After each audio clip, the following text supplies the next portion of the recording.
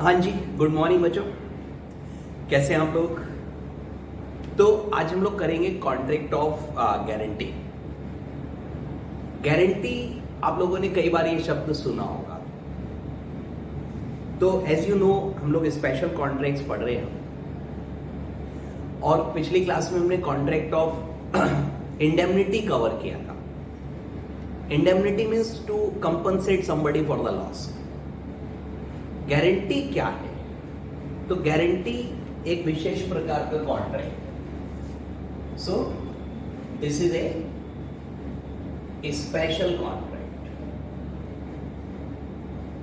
अब इस special contract में पहले तो हमें इसकी डेफिनेशन देखनी पड़ेगी। तो where one person promises to perform। Sir जहां पे एक व्यक्ति ये कहता है कि वो परफॉर्म करेगा, द प्रॉमिस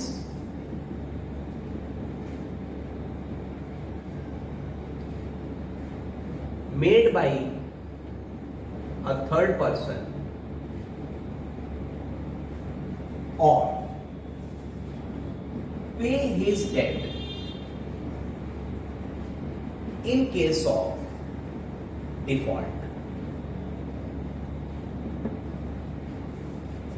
तो जहां पर एक व्यक्ति ये कहता है कि अगर कोई दूसरा व्यक्ति सर उसका डेट पे करेगा, उसकी लाइबिलिटी डिस्चार्ज करेगा, या फिर वो उसके द्वारा किए गए प्रॉमिस को पूरा करेगा, तो ये कॉन्ट्रैक्ट ऑफ गारंटी है। तो जो व्यक्ति देखिए प्रॉमिस कर रहा है, यहां पे बेटा गारंटी तो यही चीज होती है कि आप किसी की गारंटी ले रहे हो। तो अब अगर आप किसी की गारंटी लोगे तो your liability is there only if he defaults. तो in case of his default, जब तक वो डिफॉल्ट नहीं करता थर्ड पर्सन, तब तक आपकी कोई लाइबिलिटी नहीं है। तो देखिए, सपोज करिए एक बोरोवर है, इसने अमाउंट बोरो किया, ठीक। एक लेंडर है बेटा, इसने अमाउंट लेंड करी, और एक इन लोगों का गारंटर है। तो यहां पे तीन पार्टी होगी। अब जो डेफिनेशन है वो इसके पॉइंट ऑफ व्यू से हमने लिखी कि this person promises to perform the promise made by this person or he will discharge his liability in case of his default। यदि ये डिफॉल्ट करेगा तो ये इसके प्रॉमिस को परफॉर्म करेगा या इसका डेट ये पे करेगा। So this is known as contract of guarantee. इसको बेटा क्रेडिटर कहेंगे, इसको प्रिंसिपल डेटर बोलेंगे, और ये पार्टी श्योरिटी कहलाएगी। श्योरिटी। तो तीन पार्टीज हैं। अब यहां पे देखिए, एक ये प्राइमरी कॉन्ट्रैक्ट है, प्रिंसिपल कॉन्ट्रैक्ट है। लोन किसने लिया? बोरोवर ने। से इसका नाम है एक्स, लेंडर का नाम है एसबीआई, और गारंटर है ए। तो A has given a guarantee of mister X that in case of his default, in case mister X defaults, then mister A will pay the amount to lender the creditor. तो surety इस बात पे agree किया है कि अगर principal debtor default करेगा तो प्रिंसिपल डेटर का जो प्रॉमिस है या तो उसको परफॉर्म करेगा, या जो उसका डेट है ये उसे डिस्चार्ज करेगा। तो ये एग्जांपल डेट वाला एग्जांपल है बच्चों। एसबीआई से एक्स ने कार लोन लिया, एजुकेशन लोन लिया, हाउसिंग लोन लिया, और मिस्टर ए ने गारंटी करी कि ये बंदा पैसे दे देगा, और अगर ये नहीं देगा देन मैं दूंगा, तो ये श्योरिटी कहलाएगा। जिसने लोन लिया हुआ वो डेटर है, डेटर तो कहीं ना कहीं ये भी है, तो ये प्रिंसिपल डेटर है, मुख्य डेटर ये है। तो प्राइमरी कॉन्ट्रैक्ट किसके बीच में हुआ? एसबीआई और एक्स के बीच में। एसबीआई ने लोन दिया, एक्स ने लोन लिया। बेटा लोन का रीपेमेंट करना किसने? एक्स ने। और अगर ये रीपेमेंट कर देगा तो इस गारंटी का कुछ भी नहीं होगा। तो ये सेकेंडरी कॉन्ट्रैक्ट है। इसकी जरूरत तभी पड़ेगी जब डिफॉल्ट करेगा। तो देखिए surety is liable only when principal debtor defaults. जब तक ये आदमी डिफॉल्ट नहीं करता, मतलब पैसा नहीं दे रहा या परफॉर्मेंस करनी है परफॉर्मेंस नहीं कर रहा, तो श्योरिटी की लायबिलिटी होगी। श्योरिटी की लायबिलिटी कंडीशनल है। Sir one person promises to perform the promise of another person और डिस्चार्ज हिज डेट, और डिस्चार्ज हिज डेट या लायबिलिटी एक ही बात है। In case of his default, so the liability of surety is definitely conditional and he is liable only when the debtor defaults. Okay. तो main contract किसके बीच में? Sir पैसे इसने लिए, वापस किसको करने? इसको करने। तो इन दोनों का कॉन्ट्रैक्ट मेन कॉन्ट्रैक्ट है, so I am calling it principal contract. This is a secondary contract that in case he defaults then he will pay. और देखिए यहां पर एक implied contract है। सर सपोज करिए X ने डिफॉल्ट करा, SBI ने A से पैसे मांगे, and as A is under obligation to pay in case of his default, A ने पेमेंट कर दिया।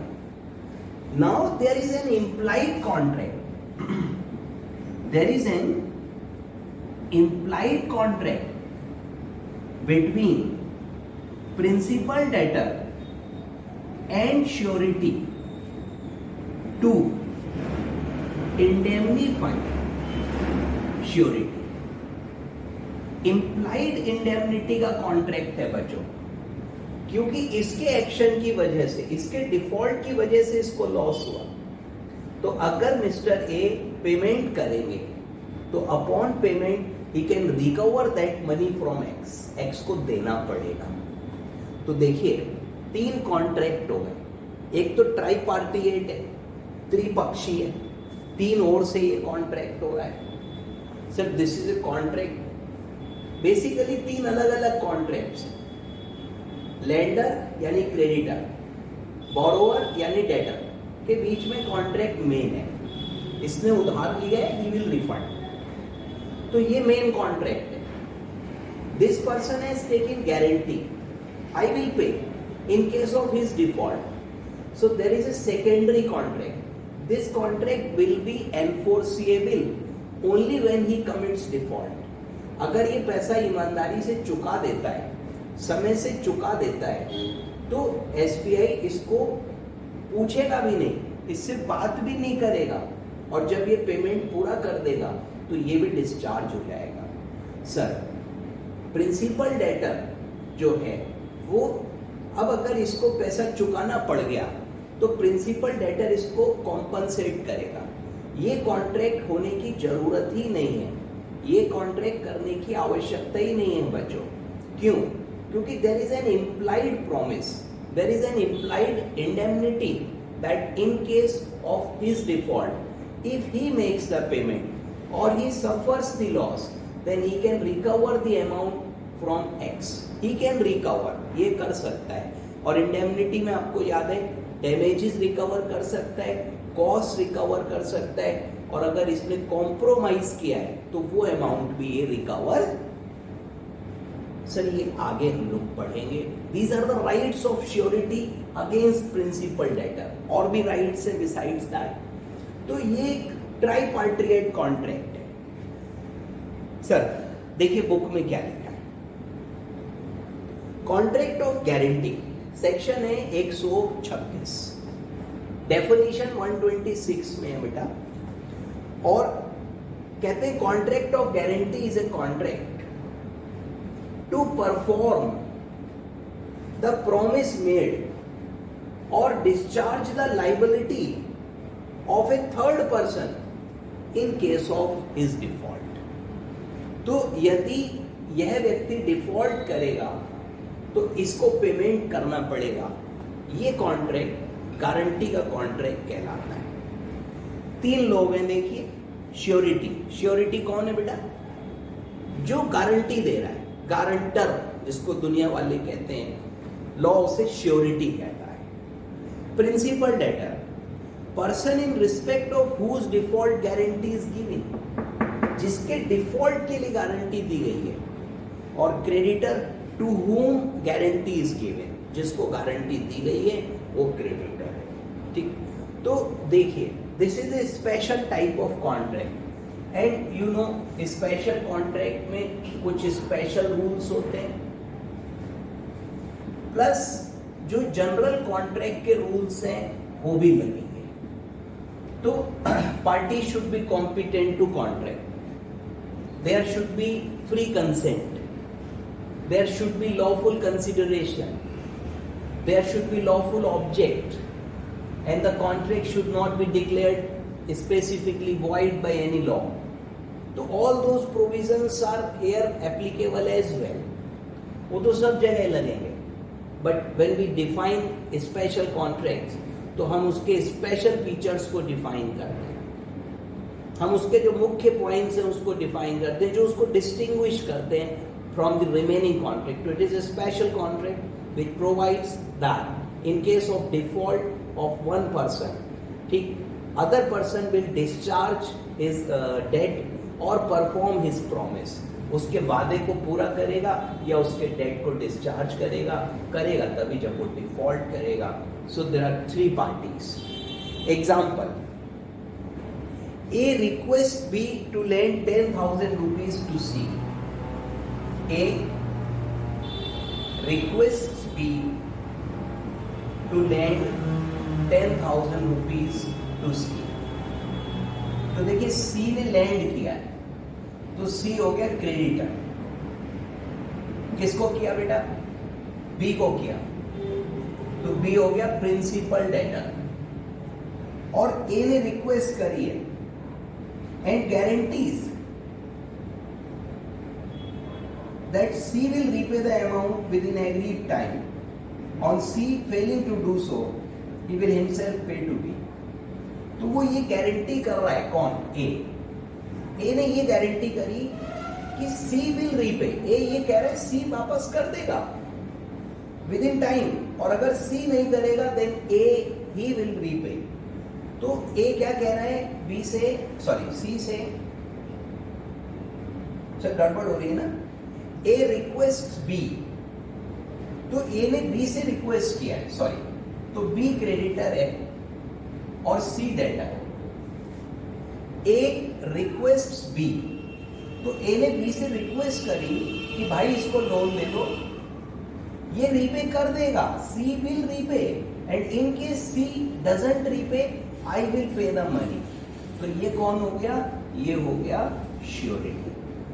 ठीक, तो लिखते हैं कि this is a contract of guarantee, B is creditor, C is principal debtor, A is surety. ठीक है सर, क्रेडिटर के पहले प्रिंसिपल नहीं लगेगा पर डेटर के पहले लगेगा, क्योंकि देखो कहीं ना कहीं ये भी डेटर है, अगर ये नहीं देगा तो ये देगा, बट मेन डेटर ये है, so we call him principal debtor, this is called surety. Creditor से पहले प्रिंसिपल लगा दोगे तो गलत हो जाएगा, एक ही क्रेडिटर तो है। चलिए दूसरा एग्जांपल है, A obtains a loan from LIC housing. तो ए ने बेटा लोन लिया, तो ए कौन हो गया? प्रिंसिपल डेटर, ये लोन ले रहा है। लोन किससे लिया? LIC housing. LIC housing finance company है बच्चों, ये कौन हो गया? Creditor. And B promises to pay LIC in the event of A failing to repay. B promises to pay in case of A's default. तो B कौन हो गया? Principal. It is a contract of guarantee. Yes sir. तीसरा देखो, X and Y go to a car showroom. Okay, तो X और Y दो लोग कार के शोरूम में गए. X says to the dealer, X इसको कह रहा है कि आप latest model of Wagon R Y को दे दीजिए, कार इसको बेच दीजिए. और in case of Y is failure to pay, अगर ये पे नहीं करेगा then I will pay. X ने कहा है X will be pay. So this is, ये श्योरिटी हो गया बच्चों, ये क्रेडिटर हो गया. और this is a contract of guarantee, क्योंकि X promises to discharge the liability of B in case of his default. Right. So, sir, analysis में लिखा है it can be analyzed. Guarantee is a promise to pay a debt owed by a third person in case he doesn't pay. तो ये simple है बच्चों. Guarantee एक special contract है, और यह ऐसा कॉन्ट्रैक्ट है कि one person agrees to perform the promise or discharge the liability of a third person in case of his default. तो एक ऐसा प्रॉमिस, ठीक है, promise to perform the promise और discharge the liability of third person in case of his default. वो default करेगा तो ये पे करेगा या उसके वादे को पूरा करेगा. तो this kind of promise is contract of guarantee. Simple है. अब देखिए आगे लिखा है बेटा कि ये ओरल भी हो सकता है और रिटिन भी हो सकता है. तो दोनों इक्वली वैलिड है, दोनों इक्वली वैलिड है, कोई दिक्कत की बात नहीं है. अब एक क्वेश्चन मन में आता है कि अरे साहब ओरल है, then how will we prove that in court. तो बेटा कोर्ट तक हमें नहीं जाना है, ये प्रैक्टिकल चीजें हो गई. देखिए once again I would say कि अब जैसे मर्डर हुआ, अब मर्डर की क्या पनिशमेंट है वो सेक्शन 302 इंडियन पीनल कोड में लिखी हुई है. लेकिन आप देखिए मर्डर हुआ या नहीं हुआ, that depends on evidence. Murder किसने किया, आपने मूवीज देखी होंगी बहुत सारी, और ये एक बड़ा बहस का मुद्दा है. That is a practical thing. तो ओरल कॉन्ट्रैक्ट में दैट प्रॉब्लम ऑलवेज लाइज. लेकिन अगर एग्जाम में क्वेश्चन आता है कि देयर इज ओरल गारंटी, तो आप वहां पे प्रूव करना नहीं है आपको. क्वेश्चन कह रहा है यार ओरल गारंटी है, तो आपको ये बताना है कि भैया गारंटी रिटिन है या ओरल है, इक्वली वैलिड है, कोई प्रॉब्लम नहीं है. और गारंटी ओरल भी हो सकती है और गारंटी रिटिन भी हो सकती है. कहीं कोई दिक्कत नहीं, कहीं कोई प्रॉब्लम नहीं है. कॉन्ट्रैक्ट वैलिड होगा, पेमेंट करना पड़ेगा. ठीक है. ओरल प्रूफ कैसे होगा is outside our scope of discussion. भाई अब उसके लिए तो सबूत इकट्ठा करने पड़ेंगे ना. दो आदमी आए, उन्होंने कहा मेरे सामने गारंटी हुई थी, सर वॉइस रिकॉर्ड हो रखी है, या फिर वो खुद मान रहा है, या उससे उनने इतने क्रॉस क्वेश्चन पूछे वकील ने कि वो कोर्ट में कबूल कर गया कि हाँ मैंने गारंटी ली थी.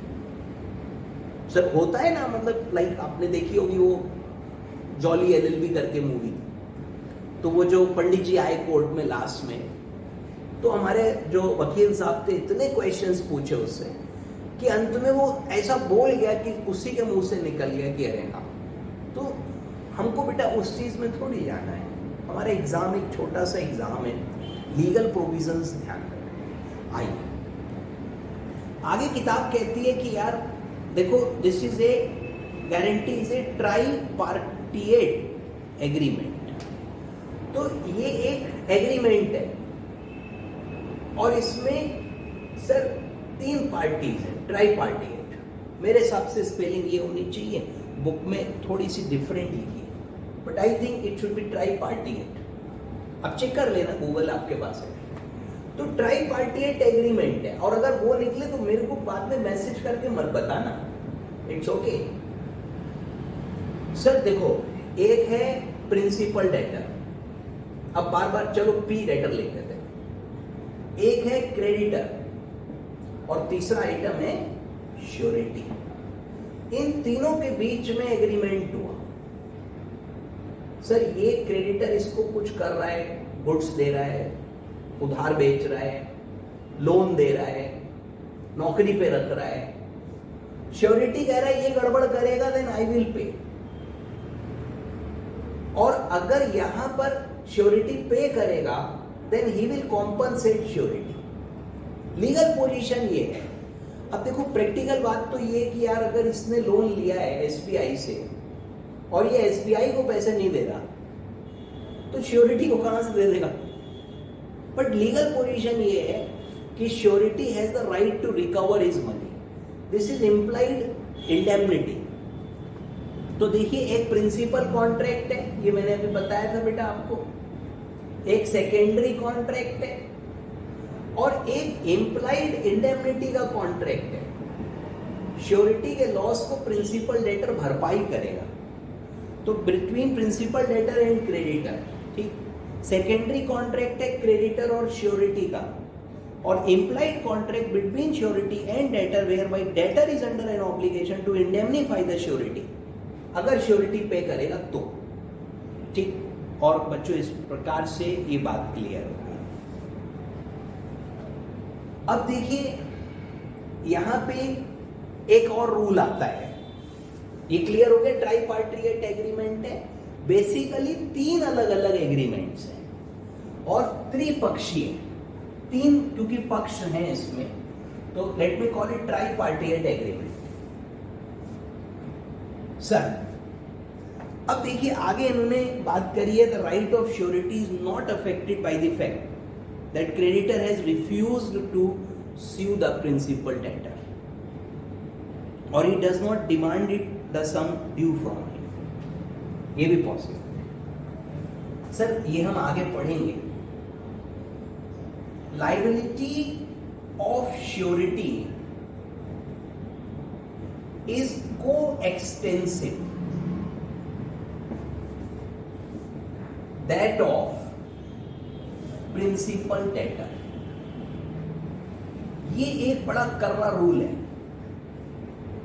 Sir. Liability of surety is coextensive, माने को-एग्जिस्ट करती है। Means if principal debtor is discharged,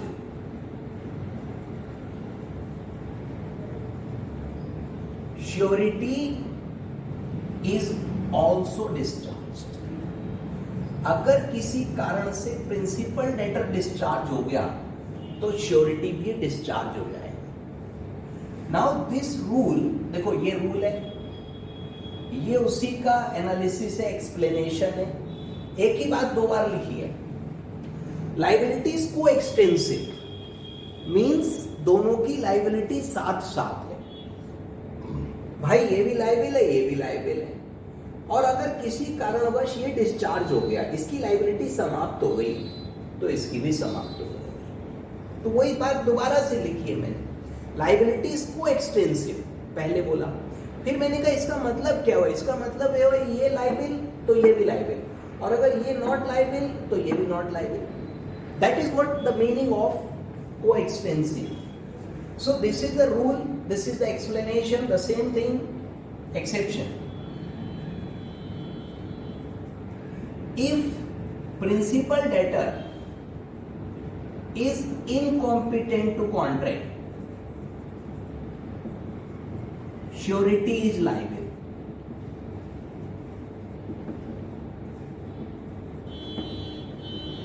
अगर principal debtor incompetent to contract है, सपोज ही इज माइनर, तो उसकी तो लाइबिलिटी नहीं है। बट श्योरिटी लायबिल होगा, एक्सट्रैक्शन में दिया हुआ है कि अगर प्रिंसिपल डेटर माइनर है, इनकॉम्पिटेंट है, दिमाग खराब है, तो श्योरिटी को पैसा देना पड़ेगा। ठीक, एक्सेप्शन हो गया, को एक्सटेंसिव का एक्सेप्शन हो गया। सर इसके बाद आप देखो, if creditor does not, sir ये पॉइंट अभी इसमें रह गया, इस पे भी आ रहा, इस पे बात रह गई। अगर प्रिंसिपल डेटर इनकॉम्पिटेंट है और श्योरिटी कॉम्पिटेंट है तो श्योरिटी डिस्चार्ज नहीं होगा, पैसा देना पड़ेगा। क्लियर है? अब शायद आपके मन में एक उल्टा क्वेश्चन आया हो, और वो ये एक बड़ा नेचुरल क्वेश्चन है कि अगर श्योरिटी जो है वो इनकॉम्पिटेंट है देन व्हाट, तो उसकी लायबिलिटी नहीं। अगर श्योरिटी को बेटा माइनर बना दोगे तो गारंटी या कॉन्ट्रैक्ट ही खत्म हो गया, फिर तो कोई मतलब ही नहीं, क्योंकि minor is not liable. Minor की तो लायबिलिटी होती ही नहीं है। अगर ये माइनर है, ये मेजर है, तो ये पैसा देगा। अगर ये मेजर है, ये माइनर है, तो ये नहीं देगा, गारंटी खत्म। इससे ले मिले ले लो, गारंटी कुछ नहीं है। और मान लो दोनों माइनर है तो गए पैसे, फिर क्या रखा है, कौन देगा, कोई नहीं। और दोनों मेजर है तो कॉन्ट्रैक्ट वैलिड है, नो प्रॉब्लम। तो इफ, अगला पॉइंट है, ये क्लियर हो गया? If creditor does not sue principal debtor, this is called mere forbearance.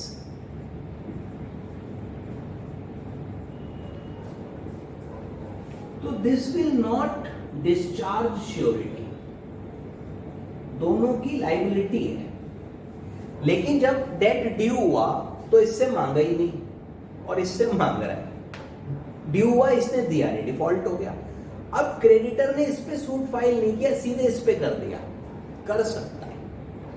Sir क्या इस सिचुएशन में डेटर डिस्चार्ज हो गया? आंसर है नो। देखो, क्योंकि अगर डेटर डिस्चार्ज हो जाएगा तो श्योरिटी भी डिस्चार्ज हो जाएगा। अगर डेटर डिस्चार्ज हो जाएगा तो श्योरिटी भी डिस्चार्ज हो जाएगा। सपोज करो क्रेडिटर ने प्रिंसिपल डेटर को रिलीज कर दिया। क्या कर दिया?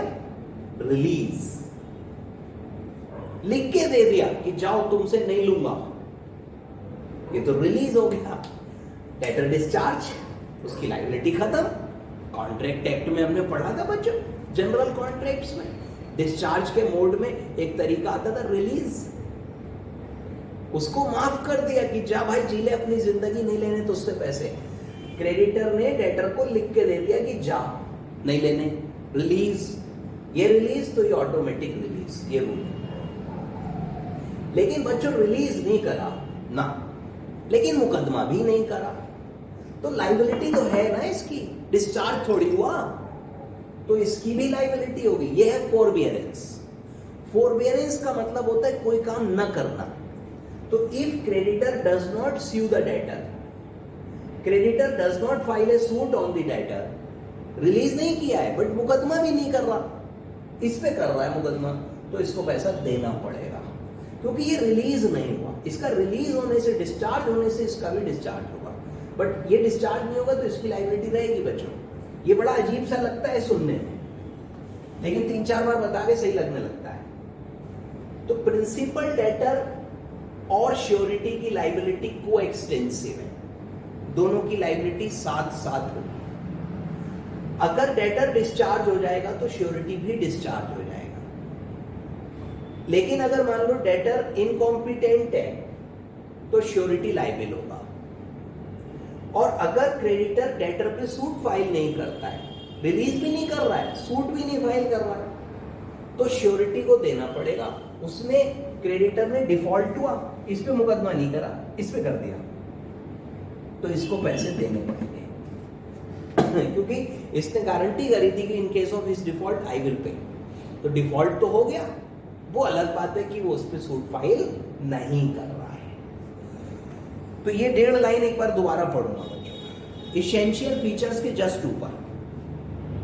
The right of surety is not affected by the fact that creditor has refused to sue the debtor या he has not demanded the amount from him. Sir यहाँ right की जगह पहले तो लाइबिलिटी करिए. अब पढ़िए, the liability of surety is not affected by the fact that creditor has refused to sue the debtor. Creditor ने डेटर पे सूट फाइल नहीं किया, डिमांड भी नहीं कर रहा उससे, बट क्रेडिटर की लाइबिलिटी श्योरिटी की लाइबिलिटी अफेक्ट नहीं होगी. मींस श्योरिटी को पैसा देना पड़ेगा. हाँ, अगर ये इसको डिस्चार्ज कर देगा रिलीज कर देगा तो सिचुएशन बिगड़ जाएगी, फिर ये भी डिस्चार्ज हो जाएगा. तो ये रूल है. चलिए, तो 1.5 लाइन समझाने के लिए देखिए कितनी मेहनत करनी पड़ी मेरे को. आप लोग मानते ही नहीं हो बेटा. नेक्स्ट है इसेंशियल फीचर्स. तो पहला फीचर तो देखो प्रिंसिपल डेट होना चाहिए. सर क्योंकि जो गारंटी हो रही है, जो लाइबिलिटी हो रही है, और वो सर किसी चीज का तो होगा ना. तो इसने इसको लोन दिया हुआ है या कोई परफॉर्मेंस है, तो ये तो सिंपल पॉइंट है, इसमें ज्यादा कुछ समझने को नहीं है. भाई गारंटी करोगे तो किसी बात की तो गारंटी करोगे ना, तो वो बात तो होनी चाहिए. तो purpose of guarantee to secure payment of a debt. Debt का पेमेंट की होती है जनरली, तो existence of debt is necessary. तो there should be someone liable as principal debtor. Surety उसकी लाइबिलिटी लेगा. अगर प्रिंसिपल डेट ही नहीं है तो गारंटी भी नहीं होगी. सर इसने गारंटी ली, सब कागज कागज हो गए, लेकिन बाद में लेंडर ने, क्रेडिटर ने इसको पैसा दिया ही नहीं लोन का, तो गारंटी भी नहीं हुई. दूसरा पॉइंट है, देखिए कंसिडरेशन. सो आप देखिए, this is very interesting point. Consideration ध्यान से समझिएगा कि कॉन्ट्रैक्ट ऑफ गारंटी कंसिडरेशन की क्या पोजीशन है. Sir before discussing this consideration thing, मैं आपको जनरल कॉन्ट्रैक्ट्स के कंसिडरेशन के 2 रूल्स याद दिलाना चाहता हूं. पहला कंसिडरेशन की डेफिनेशन, और दूसरा a contract without consideration is void.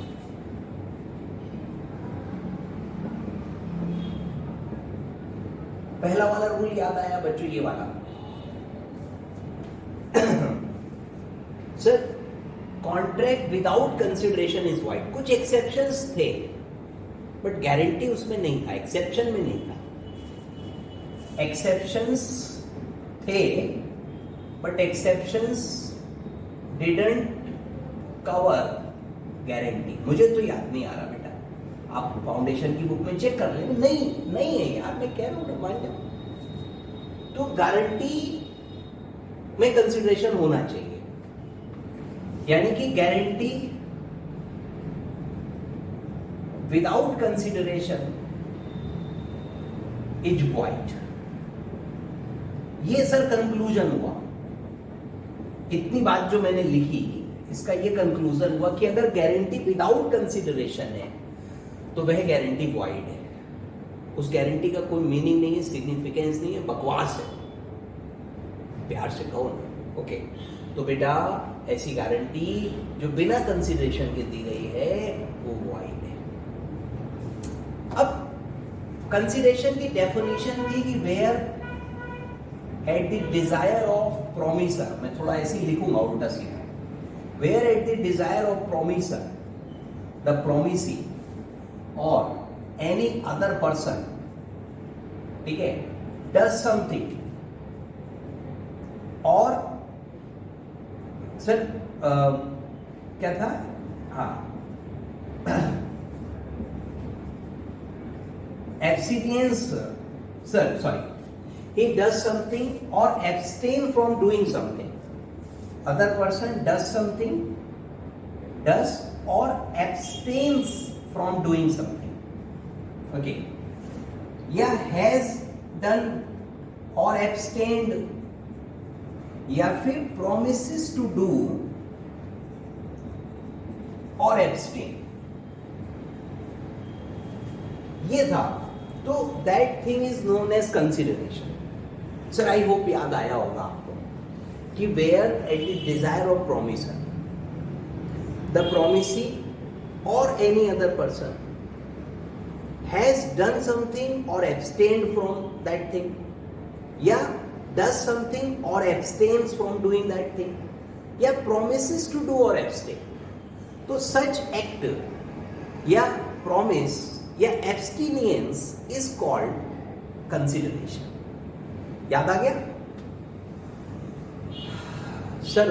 Consideration मैं ये यूं याद दिला रहा हूं कि कंसिडरेशन वो नहीं है जो प्रोमिसर को मिल रहा है.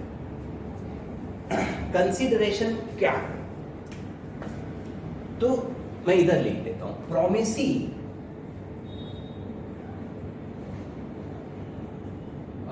प्रोमिसर की डिजायर पर जो कर रहा है या फोरबियरेंस हो रही है, फोरबियरेंस है, तो वह कंसिडरेशन है. तो वह एक्ट या फोरबियरेंस उसको कंसिडरेशन माना जाता है बच्चों. सर देखिए, कंसिडरेशन पास्ट हो सकता है, प्रेजेंट हो सकता है, फ्यूचर हो सकता है. Does something, promises to do, या हैज डन. तो पास्ट, प्रेजेंट, फ्यूचर पे मैं नहीं जा रहा. मैं जा रहा हूं पॉजिटिव और नेगेटिव पे.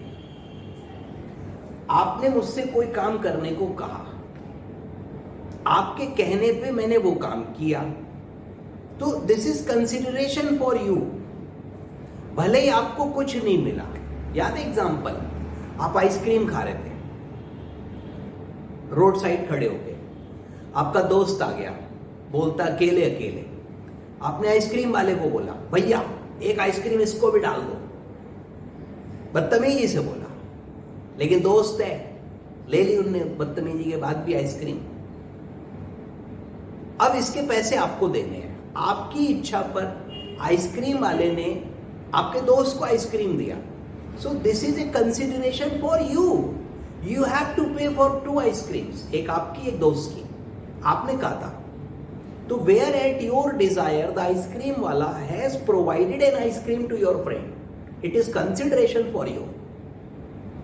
सर कंसिडरेशन जरूरी नहीं है कि प्रोमिसर को मिले. दूसरा चीज, कंसिडरेशन नेगेटिव भी हो सकता. फोरबियरेंस इज ऑल्सो कंसिडरेशन. किसी काम को ना करना इज कॉल्ड फोरबियरेंस, राइट. तो सपोज करिए, जैसे मान लीजिए अब आप लोगों का सीए कंप्लीट हो गया. After completing CA you started some CA coaching. आपने सोचा अच्छा धंधा है यार, यही करेंगे. अब कितना अच्छा धंधा है बेटा ये तो बाद में पता लगेगा, बट अच्छा है, बढ़िया, बहुत बढ़िया. अब आपने कहा कोचिंग खोलेंगे. अब आपकी मेरे से मीटिंग हुई और आपने मुझे कहा कि sir you take some amount और आप पढ़ाना बंद कर दो. मान लो, ठीक है, ऐसा एग्रीमेंट हुआ और आपसे मैंने पैसे लेके पढ़ाना बंद कर दिया. तो आपने मुझे पैसा किस बात का दिया? पढ़ाना बंद करने का. तो आपकी इच्छा पर इस व्यक्ति ने पढ़ाना बंद कर दिया. एक जस्ट एन एग्जांपल है. आपकी इच्छा पर इस व्यक्ति ने पढ़ाना बंद कर दिया. So this is forbearance. किसी काम को ना करना भी कंसिडरेशन फॉर यू. इसी बात के तो पैसे दिए आपने मेरे को. एनीवे, मैं आपको ये इसलिए समझा रहा हूं बच्चों. देखो, ये तो कोर्स में नहीं था, ये तो कोर्स में नहीं. हाँ, ये कोर्स में है कि contract of guarantee without consideration is void. Contract of guarantee without consideration is void. तो consideration तो यार होना ही चाहिए. अब देखिए, एक है क्रेडिटर. क्रेडिटर ने लोन दिया, lends money to principal debtor.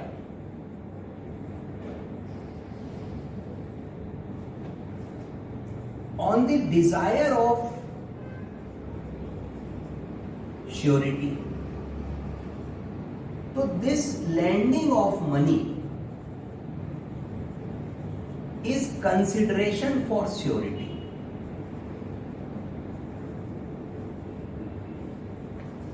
और देखिए, अगर आपको ये बात समझ आ गई है एक बार में, तो you should be thankful to God, उसने आपको एक बड़ा अच्छा दिमाग दिया है। नहीं तो मैं समझा रहा हूं, कोई बात नहीं।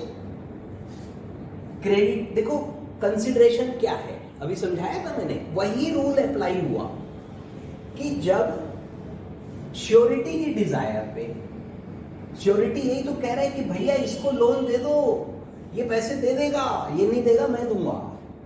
तो श्योरिटी की डिजायर पे ये व्यक्ति इस व्यक्ति को पैसा दे रहा है ना, so this is consideration for surety.